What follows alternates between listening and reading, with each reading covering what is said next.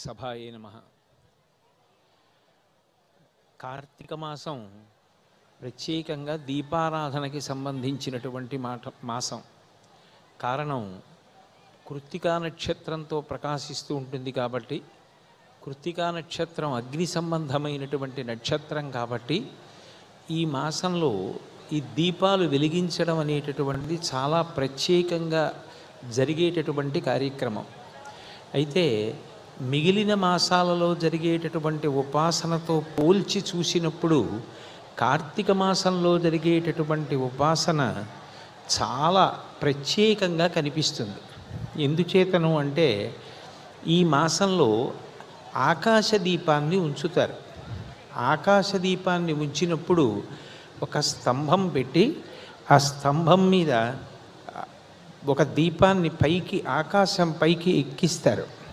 ఎక్కించినప్పుడు చుట్టూ 8 దీపములు ఉంచి మధ్యలో ప్రధానమైనటువంటి దీపాన్ని ఉంచుతారు. ఉంచి 2 శ్లోకాలు చెప్తారు. దామోదరాయ నభసి తులాయాం డొలయా సహ ప్రదీపంతే ప్రయచ్ఛామి నమో అనంతాయ వేధసే తులాయాం తిలతైలేన సాయంకాలే సమాగతే ఆకాశదీపం యూదద్యాత్ మాసమేకం హరిం ప్రతి అని చెప్తారు. దామోదరాయ నభసి, ఏదో ఒక్క మూర్తిలో మాత్రమే నేను భగవంతుణ్ణి చూడలేదు. ఈ ఆకాశమంతా కూడా దామోదర స్వరూపమే. ఆకాశ్ అంటేనే అంతటా ప్రకాశించేటటువంటిది. అంతటా ప్రకాశించేటటువంటి ఈ ఆకాశాన్నంతటినీ కూడా విష్ణు స్వరూపంగా చూసి తులాయాం డోలయా సహా ఊగుతున్నటువంటి ఊయల ఎలా ఉంటుందో అటువంటి దీపాన్ని నేను సమర్పిస్తున్నాను. ఈ దీపాన్ని సమర్పించిన కారణం చేత శ్రీ మహావిష్ణువు ప్రీతి చెందుగాక అని అడుగుతాం. తులాయాం తిలతైలేన సాయంకాలే సమాగతే ఆకాశదీపం యోదద్యాత్ మాసమేకం హరిం ప్రతి. ఈ మాసమంతా కూడా ఆకాశదీపాన్ని ప్రధానం చేసి సాయంకాలం వేళలో వెలిగిస్తారు. అలాగే ప్రాతకాలంలో కూడా ఆకాశదీపాన్ని అరుణోదయ సమయంలో వెలిగిస్తూ ఉంటారు. అలా వెలిగించడం ద్వారా కేవలం ఒక మూర్తిని ఉంచుకుని ఆ మూర్తి ముందు దీపం వెలిగించడమే కాకుండా ఆకాశాన్నంతటినీ కూడా భగవంతుడిగా చూసి ఆరాధించేటటువంటి గొప్ప విశేషం ఈ కార్తీక మాసంలో ఉంటుంది. కార్తీక మాసంలో చేసేటటువంటి ఈ దీపారాధన కేవలం దీపంగా భావన చేయడం కాకుండా అందులోకి ఉమాసహిత త్రయంబకమావాహయామి అని, దామోదరమావాహయామి అని సాక్షాత్తుగా దీపం పరబ్రహ్మమునకు ప్రతినిధిగా భావన చేసి నమస్కరించి ఆ దీపమును ఆరాధన చేస్తారు. ఆ దీపంలోకే సమస్తమైనటువంటి దేవతలు ప్రవేశించారు అని, శివకేశవుల మధ్య ఏ భేద భావన మనసు యందు లేకుండా ఆరాధన చేసేటటువంటి పరమోత్కృష్టమైన ఉపాసన విధానం అవలంబింపబడేటటువంటి మాసం కార్తీక మాసం. ఈ కార్తీక మాసంలో దైవారాధనకు ఎంత పెద్దపీట ఉంటుందో మానవీయ సంబంధములకు కూడా అంత పెద్దపీట ఉంటుంది. మనిషి సమాజం పట్ల ప్రవర్తించవలసినటువంటి కర్తవ్యత నిష్టని బోధ చేసేటటువంటి మాసం కార్తీక మాసం. అందుకే మీరు జాగ్రత్తగా పరిశీలనం చేస్తే కార్తీక మాసం ప్రారంభం కాగానే శుక్లపక్షంలో వచ్చేటటువంటి 2వ తిథి భాతృవిధియ అంటారు. సూర్యభగవానుడికి ఒక కొడుకు కూతురు. కొడుకు పేరు యమధర్మరాజు, కూతురి పేరు యమున. యమున నది ముందుకి ప్రవహించి వెళ్ళిపోతూ ఉంటుంది. యమున కాలస్వరూపం. కాలం ముందుకు వెళ్ళిపోతుంది తప్ప కాలం వెనక్కి రాదు. ఆ వెళ్ళిపోతున్నటువంటి కాలంలో ఆయుర్దాయం అయిపోయినటువంటి సమస్త ప్రాణులను లయం చేస్తూ ఉంటాడు యమధర్మరాజు గారు. ఇద్దరూ ఎప్పుడూ తీరుబడి లేకుండా ఉంటారు. అటువంటి లక్షణం కలిగిన వారైనా చెల్లెలైనటువంటి యమునకు ఎప్పుడైనా యమధర్మరాజు గారు తన ఇంటికి వచ్చి భోజనం చెయ్యాలి, సంతోషంగా గడపాలని కోరిక. ఈ కార్తీక మాసంలో 2వ తిథి నాడే ఒక రోజున యమధర్మరాజు గారు బయలుదేరి యమున ఇంటికి వచ్చి భోజనం చేసి సంతోషాన్ని పొందిన సందర్భంలో చెల్లెల్ని ఏదైనా వరం కోరుకోమని అడిగితే ఆ యమున మనందరి కొరకు ఒక వరాన్ని కోరింది. ఈ కార్తీక మాసంలో 2వ తిథి నాడు అక్క చెల్లెల ఇంటికి ఏ అన్నదమ్ముడు వెళ్ళి భోజనం చేస్తాడో అటువంటి వ్యక్తికి నరక ప్రాప్తి పొందవలసినటువంటి రీతిలో పాపాచరణము చేసేటటువంటి జీవనము నుండి దూరముగా తొలగి ధార్మికమైన జీవితాన్ని పొందాలని, తద్వారా అతడు నరకవాసం పొందకూడదని, అలాగే అపమృత్యు దోషాన్ని ఆ వ్యక్తి పొందకుండా దీర్ఘాయుర్దాయాన్ని పొందాలని ఆమె వరం అడిగింది. అదే సమయంలో ప్రీతి చెందినటువంటి యమధర్మరాజు గారు ఆ 2 వరాలు కాకుండా ఒక వరం ఇచ్చాడు అంటారు. అందులో ఏ అక్క చెల్లెలు సంతోషంతో ఆ 2వ తిథి అయినటువంటి భాతృవిధి నాడు సోదరుణ్ణి ఇంటికి భోజనానికి పిలిచి ప్రేమతో వడ్డించిందో, అన్నం పెట్టిందో అటువంటి స్త్రీ జీవితాంతము పసుపు కుంకాలతో సంతోషంగా ఉండేటట్టుగా ఆయన వరం ఇచ్చాడు అని. అన్నాదమ్ములు అక్క చెల్లెళ్ల మధ్య ఉండేటటువంటి అనుబంధాన్ని అంత అద్భుతంగా నిర్వచనం చేసినటువంటి మాసం కార్తీక మాసం. భగవంతుడే అవతారం తీసుకుని భూమి మీదకు వచ్చిన అన్నా చెల్లెళ్ల సంబంధం విషయంలో చూపించినటువంటి ప్రేమ అద్వితీయంగా కనపడుతుంది. దేవకీదేవి ఒకనాడు ఆ వసుదేవుణ్ణి వివాహం చేసుకుని రథం మీద వెడుతున్నప్పుడు కంసుడు రథం తోలుతుంటే తుష్టయగు భగిని మెచ్చగ నిష్ఠుడవై రథము నడిపెదెరుగవు మీదన్ శిష్టయగు ఈతలోదరి అష్టమగర్భంబు నిన్ను హరించుజుమి అంది ఆకాశవాణి. సంతోషంగా నా చెల్లెలు అని రథం ఎక్కించుకొని సారథ్యం చేసి తీసుకెడుతున్నావు. కానీ ఈమె 8వ గర్భంలో జన్మించేటటువంటి వాడు నీ ప్రాణములను తీసేస్తాడు అంటే ఆ రోజున కంసుడు అకస్మాత్తుగా రథం దిగి ఆ దేవకీదేవి యొక్క జుట్టు పట్టుకొని కిందికి లాగి కంఠాన్ని ఉత్తరించడానికి ప్రయత్నం చేస్తుంటే మాట్లాడుతూ వసుదేవుడు ఒక మాట అంటాడు. అన్నవు నీవు చెల్లెలికి అకట మాడలు చీరలిచ్చుటో మన్నన చేయుటో మధుర మంజుల భాషలనాధరించుటూ చేయక మిన్నుల మృతలే నిజము మేలది చంపకుమన్న మాని రావన్న తగదన్న వధింపకుమన్న సహింపుమన్న వీడెదన్ అంటాడు. అన్నవు నీవు చెల్లెలికి అంటాడు. అన్నయ్య అన్న మాట తెలుగులో అంత ప్రేమతో కూడుకున్నటువంటి మాట. అన్నయ్య అని చెల్లెలు పిలిస్తే చెల్లెమ్మ అని అన్నయ్య పిలవడంలో అంత మాధుర్యం ఉంటుంది, అంత ప్రేమ ఉంటుంది. నిజానికి ఒక కడుపున పుట్టిన వాళ్ళు కాకపోయినా చెల్లెమ్మ అని పిలిచినప్పుడు ఆమె పట్ల కోపాన్ని పొందడం సాధ్యం కాదు. అలాగే అన్నయ్య అని ఏ స్త్రీ వేరొకరిని పిలుస్తుందో ఆమె ఆ అవతల వ్యక్తి పట్ల అన్న ప్రేమతోటి ఆయన దీర్ఘాయుష్మంతుడు కావాలి అని కోరుకుంటుంది. ఆ 2 మాటలు అంత గొప్పవి. భగవంతుడే అన్నా చెల్లెళ్ల సంబంధానికి అంత సంతోషించాడు. భాగవతంలోని దేవకీదేవి అష్టమగర్భంలో జన్మించినటువంటి కృష్ణ పరమాత్మ నందవ్రజానికి చేరిపోయిన తరువాత ఒడిలో ఉన్న యోగమాయని సంహరించడానికి కంసుడు ప్రయత్నం చేస్తుంటే అమ్మ శమింపు మన్న తగదల్లుడు కాడిది మేనకోడలవు మన్నన చేయుమన్న వినుమానిని చంపుట రాచపాడి కాదన్న సుకీర్తివై మనగదన్న భవత్ సహోదరి గదన్న తగదన్న శమింపుమన్న వీడెదన్ అని 1కి 10 మాటలు అన్నయ్య అన్నయ్య అన్నయ్య అన్నయ్య అని పిలుస్తుంది. సాక్షాత్ శ్రీ మహాలక్ష్మియే రుక్మిణీదేవి అయి అవతరిస్తే అనఘ ఆదిలక్ష్మి అయిన రుక్మిణితోడ క్రీడసల్పుచున్న కృష్ణు చూచి పట్టణంబులోని ప్రజలుల్లసిల్లిరి ప్రీతులగుచు ముక్త భీతులగుచు అంటారు పోతనగారు భాగవతంలో. సాక్షాత్ ఆదిలక్ష్మియే రుక్మిణీదేవిగా వచ్చిన సోదరుడైనటువంటి రుక్మి ఎంత చెయ్యరాని పని చేసి తనని శిశుపాలుడికిచ్చి పెళ్లి చెయ్యాలని ప్రయత్నం చేసిన బంధువులు తండ్రి అందరూ తనని కృష్ణ పరమాత్మకే ఇచ్చి వివాహం చెయ్యాలని అనుకున్న అన్నగారు అడ్డుపడ్డా కూడా ఆ అన్నని కృష్ణ పరమాత్మ సంహరించడానికి సమాయత్తమైనప్పుడు అని డగ్గుత్తికతో మహాభయముతో ఆకంపితాంగంబుతో వినతశ్రాంత ముఖంబుతో శృతిచలద్వేణీ కలాపంబుతో కనుతోయింజడిగొన్న భాష్పములతో కాంతాలలామంబు మృక్కిన రుక్మిం తెగవేయ ప్రోకమడిషన్ కృష్ణుండు రూజిష్ణుడై అంటారు భాగవతంలో.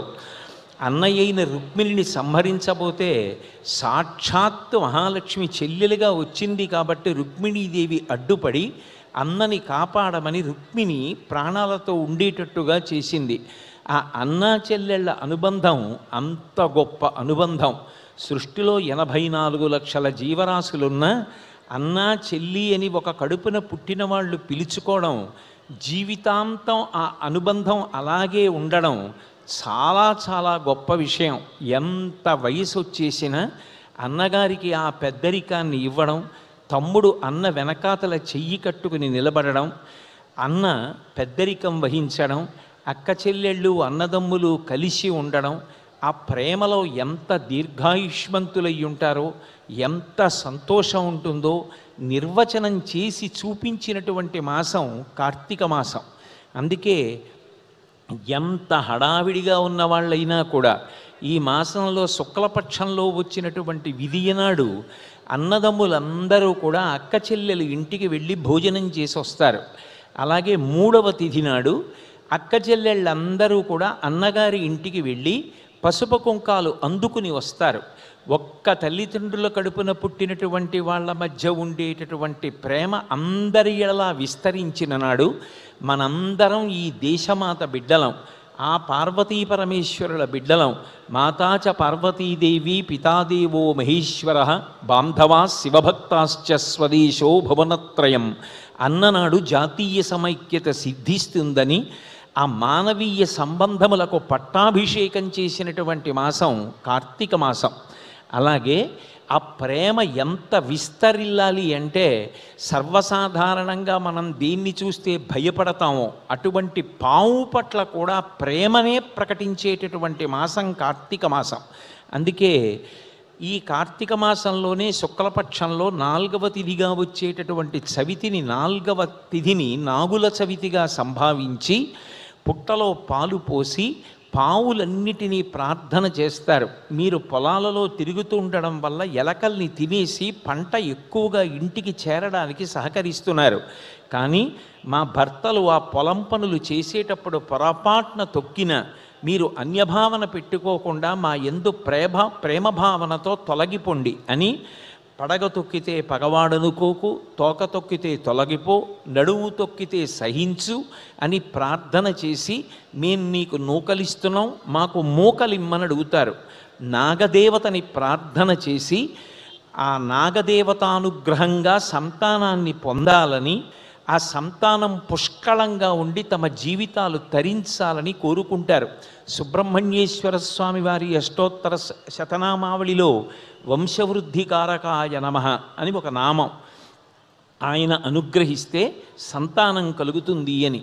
అటువంటి నాగుల చవితిగా పావులన్నిటినీ కూడా పూజ చేసి ప్రేమని వ్యక్తం చేసేటటువంటి పరమ పవిత్రమైనటువంటి మాసం కార్తీక మాసం. భాగవతం 10వ స్కంధంలో మాలాకారుడు అడిగినట్లు నీపాదకమల సేవయు నీపాదార్చకులతోడి నెయ్యము నితాంతాపార భూతదయయు తాపసమందార నాకు దయసేయగదే అంటారు. అంత గొప్పగా అన్ని ప్రాణుల పట్ల ప్రేమ భావన చూపిస్తారు. అలాగే శుక్లపక్షంలో వచ్చేటటువంటి అష్టమి తిథి గోపాష్టమి. ఆ రోజున ఎక్కడ ఎవరున్నా సరే ఆవుని పూజ చేస్తారు. ఎందుకని అంటే గోవు సమస్త దేవతల యొక్క సమాహార స్వరూపంగా వర్ణింపబడినది. అసలు గో పూజ, గో వైభవం లేనటువంటి పురాణము, కావ్యము, ఆర్ష వాంగ్మయమునందు లేవు అంటే అతిశయోక్తి కాదు. సీతారామ కళ్యాణ ఘట్టంలో శ్రీరామాయణంలో రామలక్ష్మణ భరత శత్రుఘ్నులకు వివాహం చేసే సందర్భంలో దశరథ మహారాజు గారు ఒక్కొక్క కొడుకును ఉద్దేశించి 1,00,000 గోవుల చప్పున 4 లక్షల గోవులను దానం చేశాడు. భాగవతంలో పరిపూర్ణావతారమైనటువంటి కృష్ణావతారం ఆవిర్భవిస్తే తాను కారాగారంలో బంధనంలో ఉన్న కారణం చేత గోదానం చెయ్యలేం సాధ్యం కాక వసుదేవుడు మనసులోనే 10,000 గోవుల్ని దానం చేసి కారాగారం నుంచి బయటికి వచ్చిన తరువాత తన మాట చెల్లించుకుంటానన్నాడు. పరశురాముడు కార్తవీర్యార్జునుడి పట్ల అంత క్రోధం వహించడానికి ప్రధానమైనటువంటి కారణం గోసంరక్షణం. భారతంలో పాండవులు ఉత్తర గోగ్రహణం దక్షిణ గోగ్రహణ సమయంలో గోవుల్ని సంరక్షించడం కోసమే బయటికి వచ్చారు. మీరు ఎక్కడ చూడండి గో సంరక్షణ గోపూజ అంత గొప్పగా చెప్తారు. నడిచే దేవుడు, ఈ శతాబ్దపు నిజమైన సన్యాసి, రాశీభూతమైన ధర్మాకృతి, అపర శంకర భగవత్పాదులు అని కీర్తింపబడినటువంటి మహాపురుషులు, కంచి కామకోటి పీఠాధిపత్యం వహించిన జగద్గురువులు శ్రీ శ్రీ శ్రీ చంద్రశేఖరేంద్ర సరస్వతి మహాస్వామి వారు గోవంటే ప్రాణం పెట్టేవారు. ఇప్పటికీ కంచి పీఠాధిపతులు కానీ శృంగేరి పీఠాధిపతులు కానీ గోపూజ చెయ్యకుండా ఒక్క రోజు కూడా ఉండరు. గోవుని అంత గొప్పగా పూజ చేస్తారు. ఇప్పటికీ కాంచీపురంలో కామాక్షి పరదేవతకి సుప్రభాతం చదివి ఏకాంత శయన మందిరంలోంచి అమ్మవారి ఉత్సవమూర్తిని బయటికి తీసుకురాగానే అమ్మవారి తలుపులు తీసేటప్పుడు కామాక్షి మొట్టమొదటి దృష్టి ఎవరి మీద పడుతుంది అంటే గోపృష్టం ఆవిడ వేపు ఉండేటట్టుగా నిలబెట్టి గోపూజ చేసి తలుపులు తెరుస్తారు. అంత గొప్ప స్వరూపం గోమాత.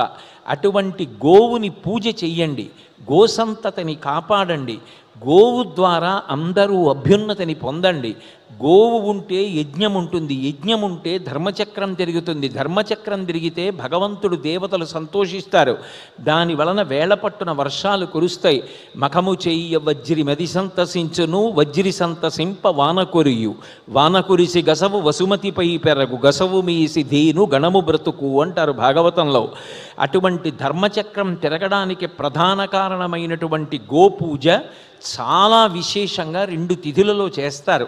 శుక్లపక్షంలో అష్టమి తిథి నాడు గోపూజ, కృష్ణపక్షంలో త్రయోదశి తిథి నాడు మళ్ళీ గో త్రిరాత్రవ్రతం అన్న పేరుతో ఆ గోవుకి విశేషమైనటువంటి పూజ చేస్తారు.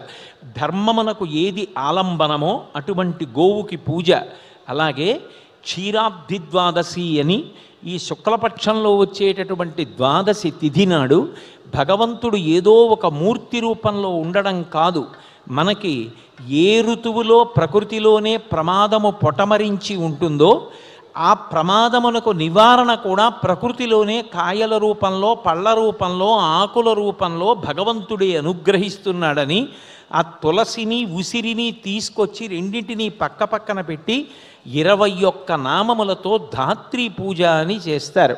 21 నామాలతో ఉసిరి పూజ చేసి నమస్తులసి కళ్యాణి, నమో విష్ణు ప్రియే శుభే, నమో మోక్షప్రదే దేవి, నమస్సంపత్ప్రదాయకే అంటారు. ఇప్పటికీ మీరు పేపర్లలో చదువుతున్నారు. నల్గొండ జిల్లా లాంటి జిల్లాలలో నీటిలో ఉన్నటువంటి ప్రమాదకరమైనటువంటి రసాయనాల్ని విరవగలిగినటువంటి శక్తి కూడా తులసి ఆకుకి ఉంది అని నిర్ణయింపబడింది. ఆయుర్వేదంలో తులసి రసం ద్వారా ఎన్నో రకమైనటువంటి రోగములకు నిర్మూలన చేస్తారు. అటువంటి తులసి మించి వచ్చేటటువంటి గాలి చాలు. ఈ కాలంలో విశేషంగా మనకి లభ్యమయ్యేటటువంటి ఆ పెద్ద ఉసిరికాయల్లో మనిషి ఆరోగ్యాన్ని రక్షించడానికి కావలసిన సమస్త శక్తులు నిబిడీకృతమై ఉన్నాయి. అవన్నీ భగవతియే ఈ కాలంలో మనకి ఇలా అనుగ్రహించి మంచు వలన ఆరోగ్యం దెబ్బ తినకుండా చూస్తోంది అని తులసికి ఉసిరికి చాలా విశేషమైన ప్రాధాన్యతనిచ్చి పూజ చేస్తారు. ఇక కార్తీక పౌర్ణమి వచ్చింది అంటే 365 ఒత్తుల్ని తీసుకొచ్చి వెలిగించి చాలా విశేషంగా ఆ గుత్తి దీపాలు పెట్టి అన్ని చోట్ల దీపాలు పెడతారు. దీపాలు పెట్టి నేను మనిషిగా పుట్టినందుకు నా ప్రధానమైనటువంటి సామాజిక కర్తవ్యాన్ని పూర్తి చేస్తున్నాను అంటారు. కీటా పతంగా మశకాశ్చ వృక్షా జలే స్థలే ఏ నివసంతి జీవా దృష్ట్వా ప్రదీపం నచ జన్మభాగిన అని అడుగుతారు. నేనంటే మనుష్య జన్మలోకి వచ్చాను. 84 లక్షల జీవరాశులలో 100 మాట కలిగినటువంటి ప్రాణి మనుష్యుడొక్కడే. ఏది చేసినా చెయ్యకపోయినా కేవలం భగవంతుని యొక్క నామమును ఉచ్చరించిన మాత్రం చేత సమస్త పాపములను పోగొట్టుకుంటున్నాడు. హరునకు అవిభీషణునకు అద్రిజకున్ తిరుమంత్రరాజమై కరికి నహల్యకున్ ద్రుపదకన్యకునార్తి హరించు చుట్టమై బరగిన ఎట్టి నీ పతితపావన నామమునాదు జిహ్వపై నిరంతరము నటింపచేయుమిక దశరథి కరుణాపయోనిధి అని అడుగుతారు గోపరాజు గారు. పవి పుష్పంబగు అగ్నిమంసగు ఆకూపారం భూమిస్థలంబగు శత్రుండతిమిత్రుడౌ విషము దివ్యాహారమౌ నిన్నగా అవనీమండలి లోపలం శివ శివీచ్ఛాభాషణోల్లాసకిన్ శివ నీ నామము సర్వవస్యకరమౌ శ్రీకాళహస్తీశ్వర అంటాడు దూర్జటి. అది శివనామమనండి, కేశవనామమనండి, భగవంతుని యొక్క నామాన్ని నాలుక మీద నర్తించేటట్టుగా చూసుకోగలిగినటువంటి అభ్యాసం ఒక్క మనుష్య జన్మకు మాత్రమే స్వాధ్యం. ఒక్క స్వరపేటికని మనుష్యునకే భగవంతుడిచ్చాడు. మిగిలిన ప్రాణులు మనిషి తరించడానికి కావలసిన సమస్త విభూతులను సమకూరుస్తాయి. ఒక ఆవు ఎక్కడో పచ్చిగడ్డి తిని ఎవరికీ అక్కరలేనటువంటి కాలవలలో ఉన్న నీరు త్రాగి పాలనిస్తుంది. ఆ పాలతో అభిషేకాలు చేస్తాడు, నీతితో హోమాలు చేస్తాడు, తాను తరిస్తాడు. కానీ సమస్త ప్రాణులకు కూడా తన కృతజ్ఞత చెప్పడానికి, ఇతర ప్రాణుల పట్ల తాను చేయవలసిన కర్తవ్యాన్ని తాను చెయ్యవలసిన వాడు మనిషి ఒక్కడే. ఎందుకంటే ఒక గాడిద గుర్రాన్ని వాడుకోదు, గుర్రం ఆవుని వాడుకోదు, ఆవు నెమలిని వాడుకోదు, నెమలి కుక్కని వాడుకోదు. కానీ మనిషి మాత్రం కుక్కని తెచ్చి ఇంట్లో కట్టి రాత్రి తాను నిద్రపోయి దొంగలు పడకుండా కుక్కని వాడుకుంటాడు. గుర్రం మీద ఎక్కి ఎంత దూర ప్రాంతాలైనా కొండలైనా ఎక్కుతాడు. గాడిద మీద బరువులు వేసి తను తేలికగా నడిచి వెళ్ళిపోతూ బరువులన్నీ గాడిద చేత మోయిస్తాడు. నెమలి నాట్యం చేస్తుంటే చూసి ఆనందపడతాడు. ప్రకృతిలో ఉన్న సమస్త ప్రాణులలో ఉన్న విభూతిని వాడుకునేటటువంటి వాడు మనిషి ఒక్కడే. కాబట్టి ఆ మనిషి సమాజంలో ఉన్న ప్రతి ప్రాణికి ప్రత్యుపకారం చేయవలసిన తిథి కార్తీక పౌర్ణమి. అందుకే ఆ పౌర్ణమి నాడు దీపం వెలిగించి ఒక మాట అంటాడు. ఈ దీపాన్ని నేను ఎందుకు వెలిగిస్తున్నాను అంటే, ఈ దీపము యొక్క కాంతులు ప్రసరిస్తాయి.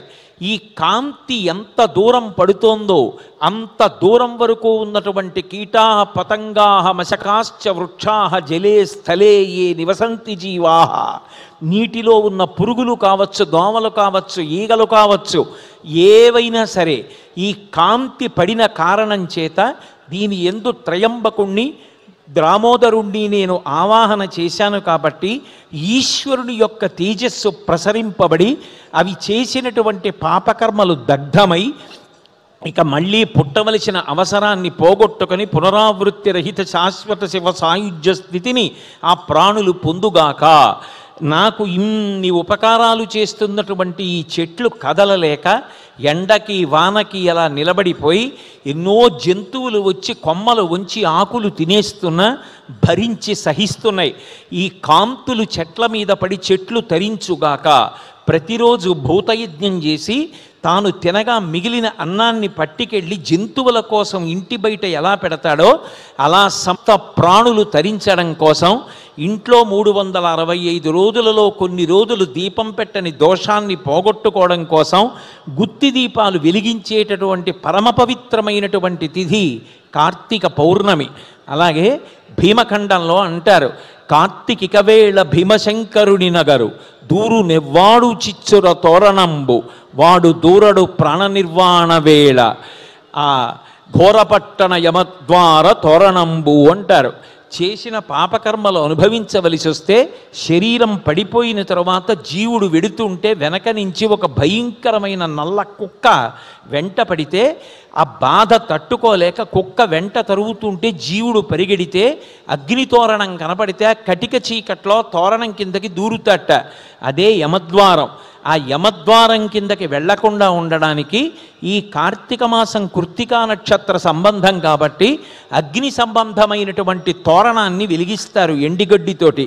ఆ జ్వాలా తోరణం కింద నుంచి పార్వతీ పరమేశ్వరులు పల్లకిలో వెడుతుంటే ఈ భక్తులందరూ కూడా ఆ పల్లకిలో వెడతారు.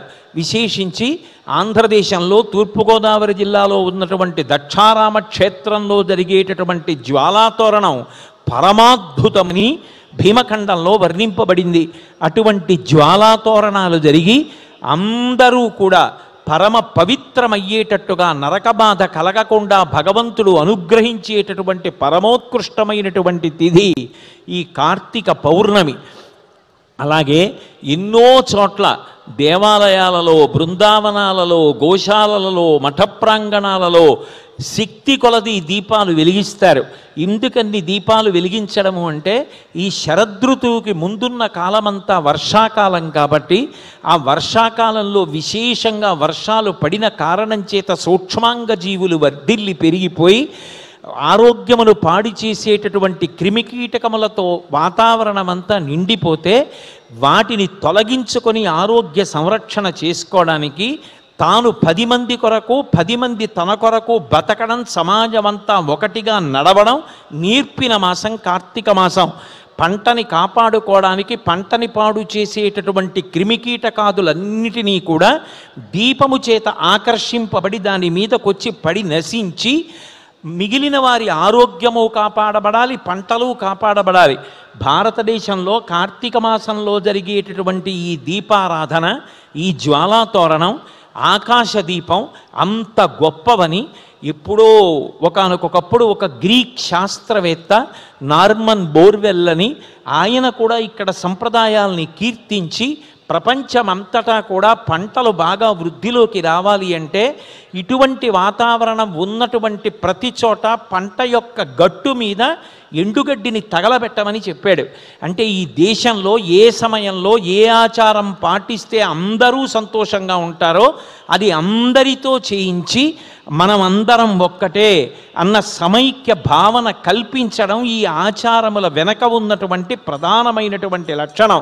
అందుకని ఇంత గొప్పగా దీపాలు పెట్టించి లౌకిక దీపాలుగా కాకుండా పరంజ్యోతి స్వరూపంగా ఆ దీపంలోకి పరబ్రహ్మమును ఆవాహన చేసి నమ్మేటటువంటి ఉత్తమమైన జీవన విధానం కలిగినటువంటి దేశం ఈ దేశం.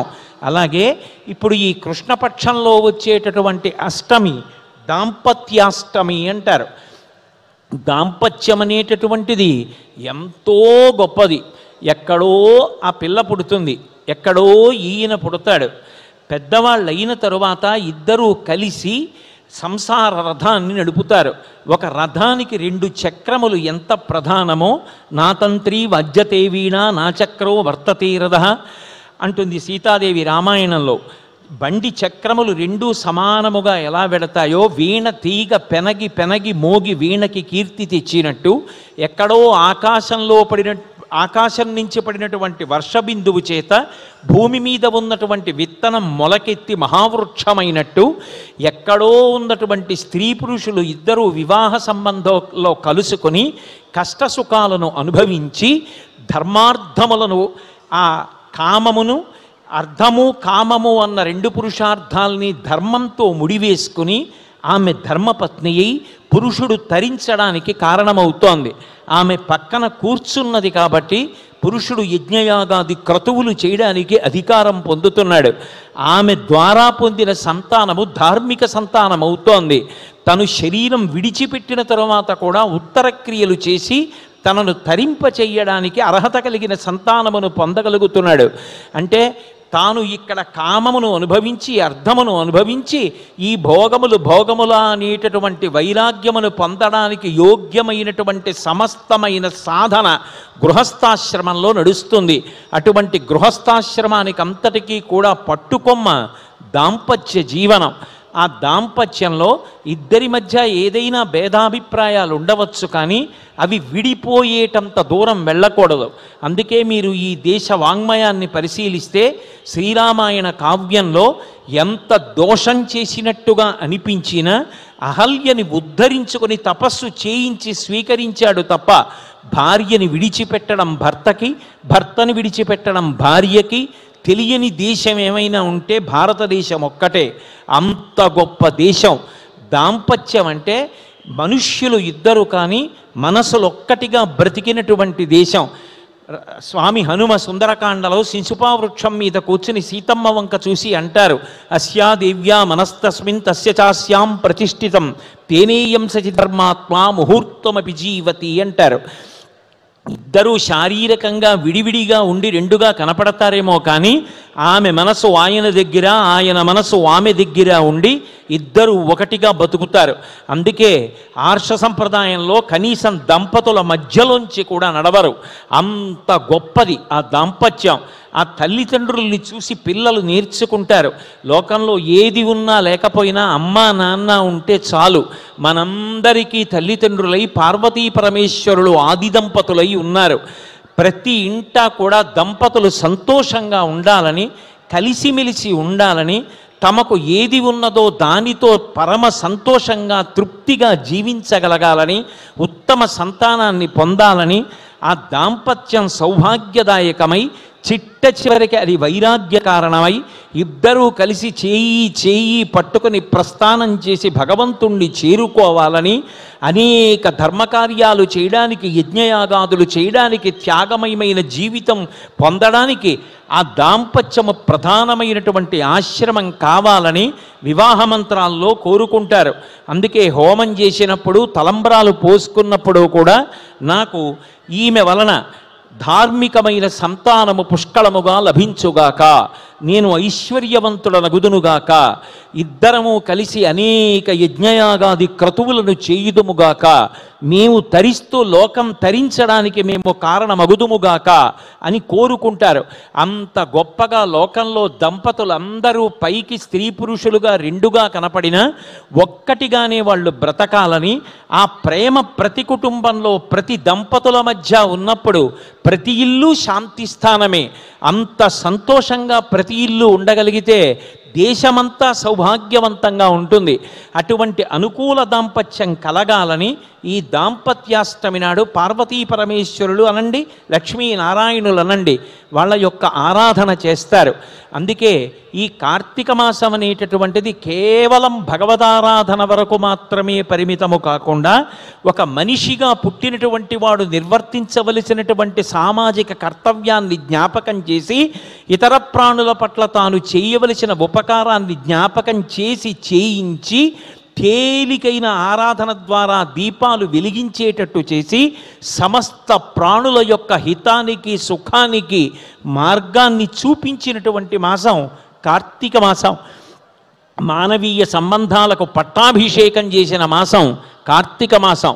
అందుకే అన్నదమ్ములు, అక్క చెల్లెళ్ళు అంత సంతోషంగా కలుసుకుంటారు.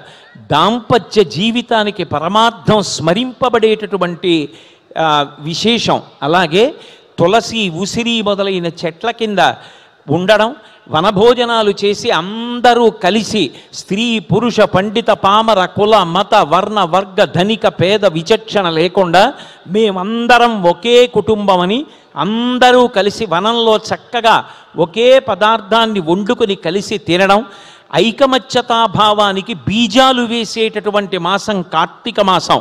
అందుకే ఆరాధనలో సామాజిక ప్రయోజనాన్ని సాధించడంలో, మానవీయ విలువలని నెలకొల్పడంలో, మనిషి మనిషిగా బ్రతికేటట్టు చేయడంలో కార్తీక మాసం లాంటి మాసం వేరొకటి ఉండదు అంటే అతిశయోక్తి కాదు.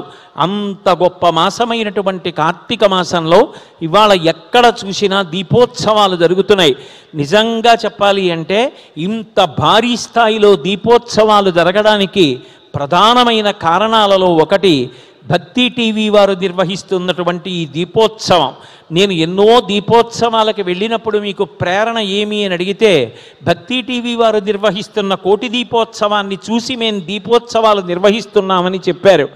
ఇంత గొప్ప దీపోత్సవంలో ప్రతి సంవత్సరం ఇక్కడికి వచ్చి ఈ కార్తీక మాస వైభవం గురించి భగవంతుడు నాకు అనుగ్రహించినటువంటి స్ఫురింపచేసినటువంటి విషయాల్ని వాక్ సుమములుగా సమర్పించుకునేటటువంటి అదృష్టాన్ని పొందడం పరమేశ్వరుని యొక్క నిర్హేతుక కృపాకటాక్ష వీక్షణంగా భావన చేస్తూ రాబో కాలంలో కూడా ఇంకా ఇంతకన్నా గొప్పగా ఈ కోటి దీపోత్సవ కార్యక్రమాన్ని పరమాద్భుతంగా నిర్వహించగలిగినటువంటి శక్తిని ఆ భక్తి టీవీ యాజమాన్యం వారికి, సిబ్బందికి, దానిలో పాల్గొని మంచి జీవన విధానాన్ని అవలంబించి మనం అందరం ఒక్కటే అన్న భావనతో తరతమ భేదములు లేకుండా చేయి చేయి పట్టుకొని ప్రస్థానం చేయగలిగినటువంటి గొప్ప భావన సౌకుమార్యాన్ని భక్తుల ఎడల ప్రసరించమని నేను ఆ పార్వతీ పరమేశ్వరుల పాదములు పట్టి ప్రార్థన చేస్తూ సెలవు తీసుకుంటున్నాను.